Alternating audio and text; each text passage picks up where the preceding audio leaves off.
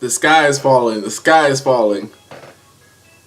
Kyrie Irving recently requested a trade from the Cleveland Cavaliers. Last week he came into a meeting with upper management. He let them know that he's requesting the trade. According to reports from Ramona Shelburne, Brian Windhorst, and Chris Haynes, essentially Kyrie Irving wanted to be a greater focal point of the team, and he just was tired of playing alongside LeBron, basically. Some of the options that he's looking for a trade would be the Knicks, Spurs, Heat, Timberwolves, and that's per Chris Haynes. So here's the thing. A lot of people are getting twisted. They're like, well, you want to be a greater focal point. You're like an idiot. Like what? Like, you know, like you already aren't, you know, do you want to go back to winning 21 games, et cetera, et cetera? Basically, what Kyrie Irving is basically saying is he's tired of being a part of a team that's not really a team. Basically, it's all run and based on LeBron James. He's looking at his situation as he should. He's looking at it, well, if LeBron James leaves, we're going to go back to playing, to being 21 and so whatever, 21 and 60, whatever it was that he was. His rookie season and his second season, and he even got injured. So I don't even think you can really hold that against him. The reason that team was so bad is because LeBron left without even giving them an ounce of modicum of respect to let them know, like, hey, I'm leaving. Kyrie Irving is basically just looking out for his best interest because there's something that's telling him somewhere down the line, somewhere in between his conversations with LeBron James, he's reading in between the lines, LeBron's not coming back. For Kyrie Irving to make such a drastic request to be traded, he knows something that he's not telling everybody. There's something that he knows that he's not letting everybody on. So Kyrie Irving, he wants to go to a place where he's going to get treated with the same respect as, say, a LeBron. Just because somebody is your best player on the team doesn't mean you got to treat the rest of the guys with a lack of respect. And I think basically that's what he's feeling. He's basically telling everybody, like, we're all worried about this LeBron thing. I'm playing my prime. Hey, I won a ring. Me and LeBron won it together. People are acting like they forgot that I hit a big game-winning shot or whatever the case is. Even in this past finals, people feel like he didn't play particularly well, but it's kind of hard to play well when everything is dictated by what LeBron wants and what, how he wants you to play. Like, a lot of people don't understand this about when it comes to, like, playing with LeBron James. He's a great basketball player. He is a freak of nature, but when it comes to him playing basketball, he doesn't acquiesce to anybody.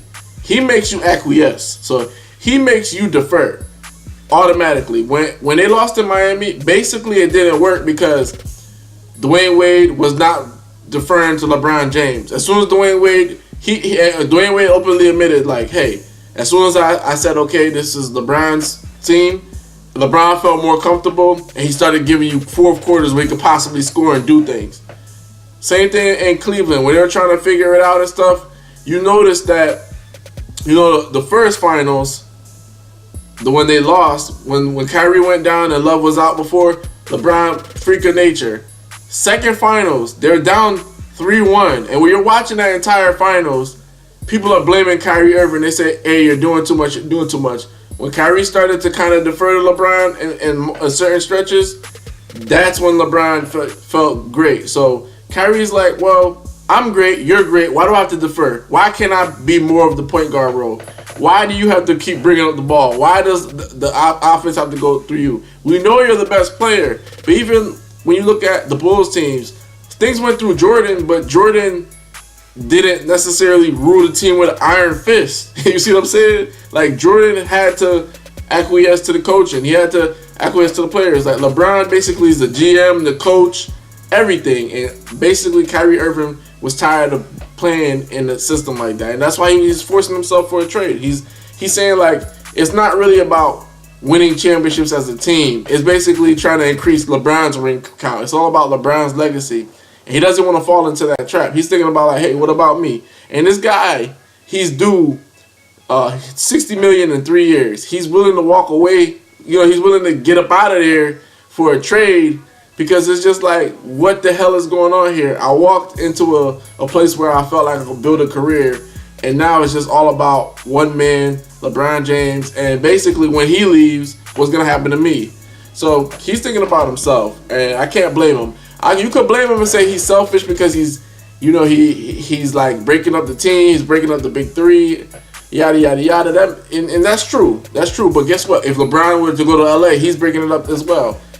This LeBron forced the Cleveland Cavaliers hand to make trades, do this, do that, and now Kyrie Irving is forcing the team to do something as well. So it's very interesting. It's sad to see. The run is over. Cleveland Cavaliers fans, enjoy it while it lasted.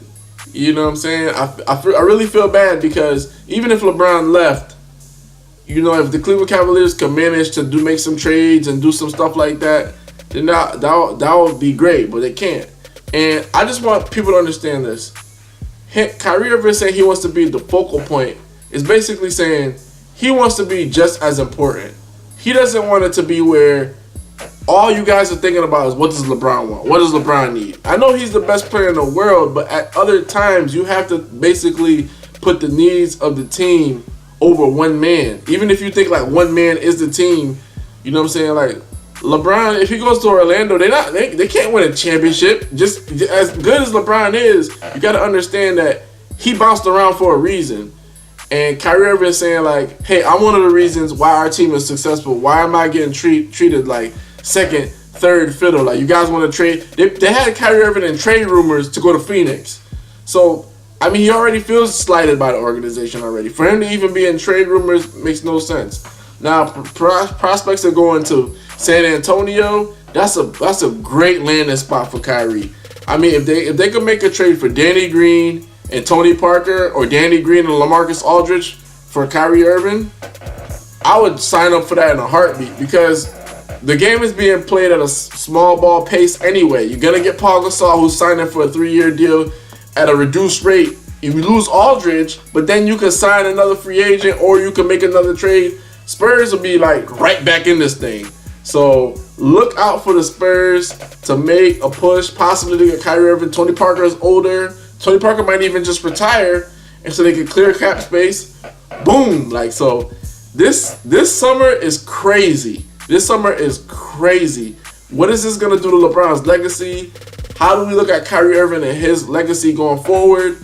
This is nuts. Like, this summer we're going to see a lot of shakeups and teams. This is not going to look the same. If Kyrie ends up in New York, that's another possibility. So, hey, man, I'm excited, and I'm sad for Cleveland fans. I'm not sad for LeBron. LeBron said he felt slighted and he's disappointed. How could you be disappointed when every single season people have to worry about where you're going to go? And you're disrespecting your teammates doing that. So at the end of the day, it is what it is. The man wants to leave. He's tired of being under the thumbprint of LeBron, the shadow. And this is exciting for free agency, man. This is Vlad from Hoops Junction, Hoops meets Hoopla. Peace.